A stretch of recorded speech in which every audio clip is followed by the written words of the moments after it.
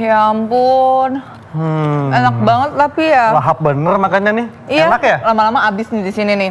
Tapi nggak takut nih, ini kan banyak micinnya. Masuk generasi micin ya? Enggak, sebenarnya itu aku udah lama banget nih nggak makan ini. Cuman karena udah dihidangkan ini di depan, terus kalau udah kena makan ya, nggak bisa berhenti. Tapi nggak takut nih sama micin?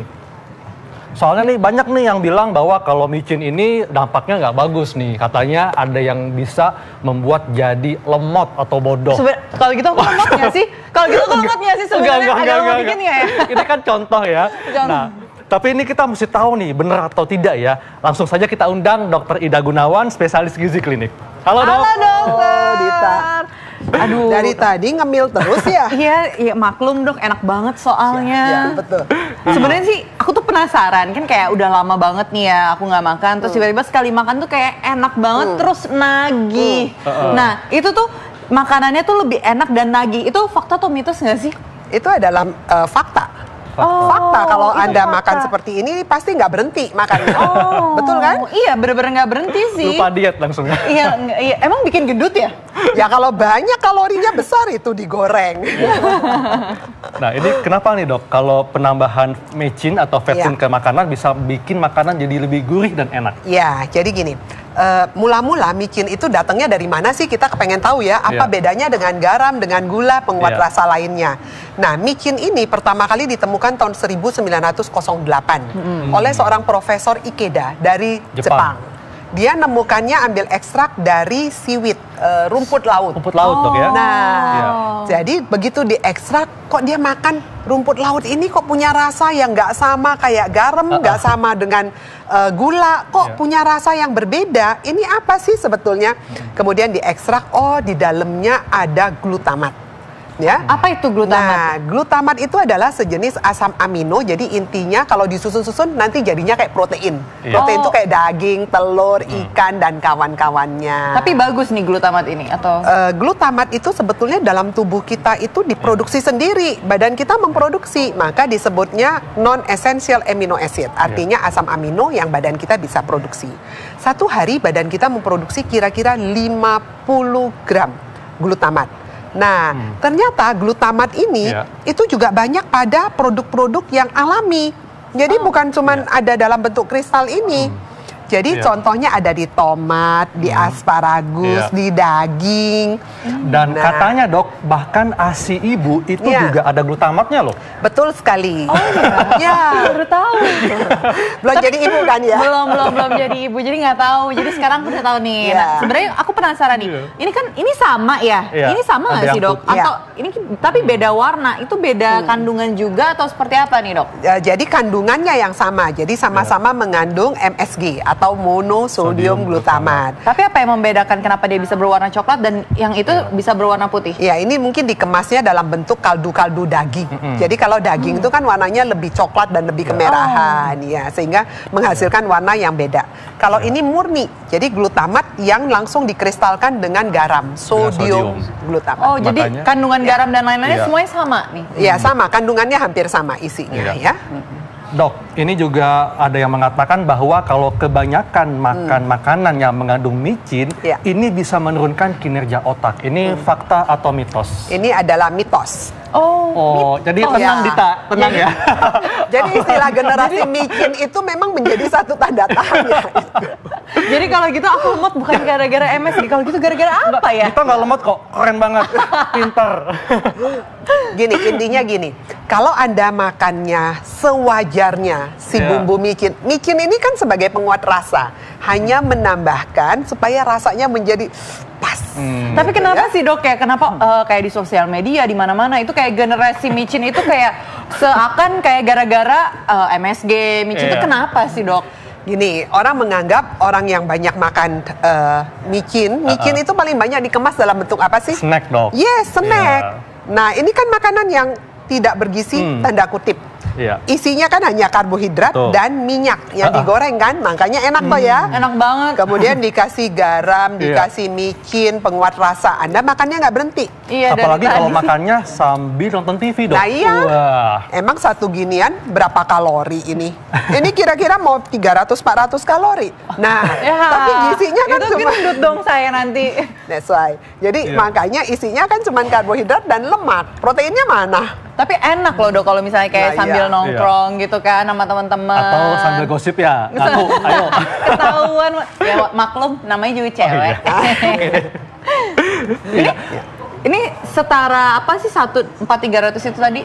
Satu porsi ya, jadi Iya. kira-kira 100 gram Heeh. itu bisa kira-kira 400 kalorian. Oh, setara 400 dengan kalori. nasi. Oh, nasi itu satu porsi, pernah lihat nasinya Nasi satu mangkok ya? Satu mangkok yang kalau kita makan di Padang? ayam goreng atau di Ah. mana seperti itu kan Iya. ada semangkok tuh Iya. ya. Itu kira-kira 200 kalori. Nah lo Dita. wow, kali. ini lebih banyak loh dong. ini. Oh, tapi kenapa ya? Kalau ini katanya lebih banyak, tapi Iya. kalau yang nasi itu lebih sedikit. Jadi tapi berdosa kenapa- kayaknya ya? Tapi yang lebih bikin kenyang itu nasi. Nasi, iya. Nah iya, Karena karena ini nggak bikin kenyang dok. ya ini kan makannya tanpa rem toh ya, karena rasanya yang gurih. Rasa Iya. gurih itu adalah rasa yang membuat kita menagih. Oh, jadi terasa ringan gitu ya. Jadi MSG Iya. itu membuat seakan makanan itu terasa ringan untuk Betul. dimakan ya. Iya. Jadi kenapa dia dinamakan penyedap rasa? Karena dia menguatkan rasa yang sudah ada, tapi bukan menguatkan rasa yang dulu pernah ada ya. Aduh, rasa yang dulu pernah ada tuh rasanya kayak nggak mau deh dirasain lagi ya. Oke, iya nih dok. Selanjutnya nih, glutamat kandungan pada MSG ini bisa meningkatkan fokus dan konsentrasi. Nah ini fakta atau mitos dok? Ini juga mitos. Mitos. Ya, jadi banyak sekali mitos yang beredar di masyarakat bahwa glutamat ini ada baik dan ada tidak baiknya ya. Iya. Tapi ada beberapa yang memang fakta, tapi lebih banyak yang mitos. Oh, lebih baik mitos. Wah, ini seru banget ya. Dan tentunya penonton, pemirsa penasaran nih, apa saja nih rahasia di balik vetsin atau MSG. Dan setelah ini kita akan kembali membahas mitos dan fakta tentang vetsin. Makanya tetap di sini, tetap di acara Ayo Dok Hidup Sehat. sehat.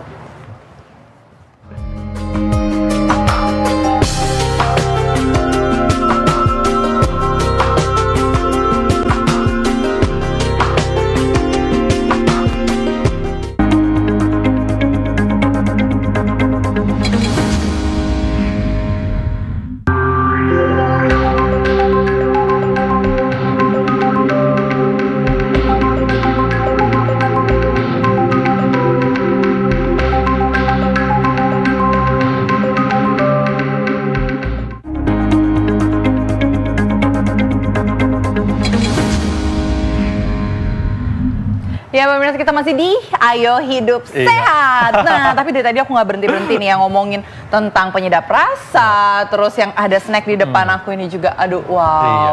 Nah, Tadi Dita makan ini pusing nggak? aduh kayaknya, tapi sebenarnya bener nggak sih? Tapi agak dikit pusing, jadi tuh kayak pernah nih dok ya, kayak aku tuh lagi suka-sukanya tuh kayak makan, apa namanya, kayak ini nih, Snack-snack ya? snack-snack, keripik-keripik ini nih, itu kan enak banget ya dok ya. Terus tiba-tiba, kepala aku tuh kayak pusing, kayak kelayangan. Itu fakta atau mitos nggak sih dok? Mungkin ini makannya sambil inget pacar kali ya, pusing jadinya kan? Itu adalah fakta. Oh, Fakta dok. Fakta, jadi gini, Iya. MSG yang terlalu banyak itu sering sekali menimbulkan gejala yang disebut sebagai Chinese Restaurant Syndrome. Iya. Nah, karena yang banyak menggunakan MSG ini adalah restoran-restoran Chinese ataupun yang Jepang, ya. Ya, jadi sering sekali menimbulkan sindroma. Sindroma itu adalah kumpulan gejala. Gejalanya apa? Sakit kepala. Iya. Kemudian muka rasanya tebel. Lalu ya, Baal gitu, iya kayak baal, kebal. iya. Terus lidah kok rasanya seperti tebel dan haus melulu. iya betul. Itu kalau misalnya saya, itu dampaknya ya dok. Kayak Dampaknya. misalnya nih ya, abis makan penyedap rasa atau apa tuh sering banyak minum air putih atau gimana? Betul, betul. Karena rasanya kok haus lagi ya, kok haus lagi, rasanya nggak enak di lidah kita. Oh, itu Ya. kalau misalnya untuk menghilangkan efek rasa haus itu tuh harus seperti apa nih dok? Ya minum. Minum terus? Minum aja secukupnya, sedikit ya minum. Tapi nanti dia akan hilang dengan sendirinya Oh, gejala iya. itu ya. Hilangnya tuh berapa lama kerasa baal dan pusing? Tergantung ya, setiap orang punya sensitivitas yang berbeda. Biasanya paling 3-4 jam kemudian dia akan Atau ada obatnya gitu dok? Oh. Enggak ya, nggak perlu ya? Nggak perlu, Atau ya. suruh tidur dulu nggak perlu Nggak ya? usah, Nggak ya. perlu. Iya, Nah. dok. Tapi ini kalau makanan yang mengandung MSG ini katanya bisa memicu kanker. Ini fakta atau mitos, Dok? Ini mitos. MSG ini dianggap cukup aman oleh FDA, sudah di-approve. Artinya boleh diberikan. Kalau bisa memicu kanker dan sebagainya, tentunya oleh FDA akan ditarik. FDA itu seperti Badan POM, tapi yang ada di Amerika. Internasional. Sama WHO juga dikatakan cukup aman dikonsumsi, asal tidak berlebihan. Karena fungsinya kan hanya sebagai penguat rasa, bukan sebagai makanan pokok toh ya ini. Jadi artinya satu hari kita itu jangan menggunakan terlalu banyak. Tapi Dok, ada nih yang kayak misalnya nih ya, ada yang makan nasi sama udah ada lauknya nih, terus dia pakai keripik kentang-kentang kayak gini, Dok. Ada juga, Dok. Ini seperti apa nih, Dok? Nggak boleh ya? Ya, kalau misalnya kepengen pakai keripik kentang supaya nambah rasa, ya silakan. Tapi kan bukan berarti satu plastik dituangin semua, toh ya. Atau mungkin, Dok, ditaburin micinnya. Seperti garam, seperti itu ya. Dok, tapi ini kalau kita makan makanan yang mengandung micin, itu bisa bikin nyandu, Dok. Ini mitos atau fakta nih, Dok? Ini adalah fakta. Oh, fakta. Kenapa? Sebenarnya dia bukan bikin kita kecanduan, seperti adiksi gitu, pakai narkoba atau apa, bukan. Tapi rasanya itu, ini kan rasanya punya rasa yang kelima yang namanya umami. Umami itu artinya rasa yang gurih. Rasa yang gurih ya. Aneh kan ya? Yang kita kenal kan rasa cuman asin, manis, asam, dan pahit. Ini ada rasa kelima namanya gurih. Nah, gurih ini kalau mau dipikir terbuat dari apa sih? Manis dikawinkan dengan asin, tapi kok masih nggak pas. Nah, dia punya rasa kelima. Rasa gurih inilah yang membuat orang nggak bisa berhenti kalau makan. Jadi nagih ya. Nagih, jadi membuat kita ketagihan tanda kutip. Dok, ini dulu waktu masih belum ada MSG, ini kan orang pakainya apa? Garam. Nah, apa nih bedanya MSG dengan garam kalau kita ingin mendapatkan rasa? Jadi pertama kali zaman bahla, zaman kuno itu orang cuma pakai garam yang diambil dari air laut, kemudian gula yang diambil dari tebu. Kemudian dibikinlah rasa sehingga makanan ada rasanya. Oh, ada asin, ada manis. Kan rasa kita cuma 4. Asin, manis, pahit maupun asam. Kalau asam kita bisa tambahkan jeruk nipis atau tambahkan limo seperti itu ya. Nah, kemudian si Profesor Ikeda ini dia makan sesuatu, salah satunya adalah rumput laut, kemudian di tomat, di daging, dan di keju. Kok menemukan rasa yang bukan cuman asin manis, tapi kok ada rasa lain. Rasa berbeda Rasa berbeda. Nah, rasa itulah yang dia temukan, yang namanya gurih. Dan bagaimana dengan jamur, Dok? Kan ada nih makanan yang tidak mengandung MSG, tapi ternyata diganti dengan jamur. Nah, ini jamur yang dihidrolisa atau diekstrak. Ini bagaimana nih, Dok? Sebetulnya sama aja, cuman itu bentuk dagangannya aja ya, bentuk dagangnya jadi dipakein baju, orangnya tetap sama Dita. Isinya gitu. tetap sama cuman dibajuin. Jadi ceritanya MSG ini selain diekstrak dari rumput laut, dia juga bisa diekstrak dari jamur tadi. Jadi makanya orang bilang ini bukan micin biasa, tapi ini jamur, ekstrak jamur ya sama juga yang diekstrak. Jadi sama, Dok ya? Nah, Dok, kalau fakta mitos selanjutnya nih, katanya di dalam tubuh kita ini sudah ada kandungan MSG-nya. Itu secara alami nih, itu fakta atau mitos nih, Dok? Ini adalah fakta. Ya, jadi tubuh kita sendiri bisa memproduksi glutamat, makanya dikenal sebagai asam amino non-esensial. Jadi artinya bisa juga produksi oleh tubuh sebanyak 50 gram satu hari. Jadi itu diproduksi di bagian organ kita yang mana itu, Dok? Kalau tadi kan di ASI. Kalau selain itu ada lagi? Dia banyak di hati, ginjal. Jadi makanan yang Anda makan dari luar, misalnya Anda makan tomat, Anda makan daging, Anda makan keju, makanan-makanan itu nanti di dalam tubuh itu akan menghasilkan asam amino yang salah satunya adalah glutamat. Berarti fungsi untuk sendiri ya, ini tadi kita ngomongin ginjal nih, Dok ya. Berarti untuk kebanyakan makan penyedap rasa ini MSG ini bisa merusak ginjal juga, karena kan katanya tadi hati atau ginjal itu sudah memproduksi kan. Kalau dia banyak berlebihan, yang pasti akan terstimulasi pertama adalah CNS. CNS itu otak. Jadi cerebral neurosystem. Jadi sistem otak dulu yang kena, makanya kita kenal sebagai Chinese Restaurant Syndrome. Yang pertama dikeluhkan selalu sakit kepala dan mual juga, Dok ya. Pantas ketika saya masih bayi, saya doyan ASI karena mengandung glutamat. Iya. Nah, ini selanjutnya kita akan lihat nih pernyataan masyarakat terkait dengan monosodium glutamat. Berikut tayangannya.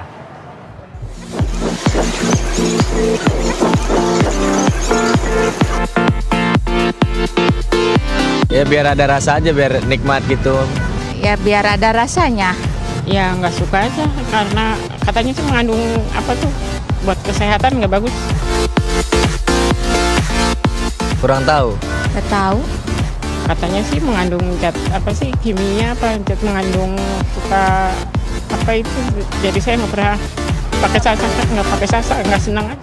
Nah, tadi itu pernyataan masyarakat ya bahwa MSG itu bisa untuk menambah rasa, menguatkan rasa, bikin gurih dan sebagainya. Tapi ada juga nih yang nggak suka, mungkin karena kalau begitu makan yang ada vetsinnya bisa sakit kepala kali ya.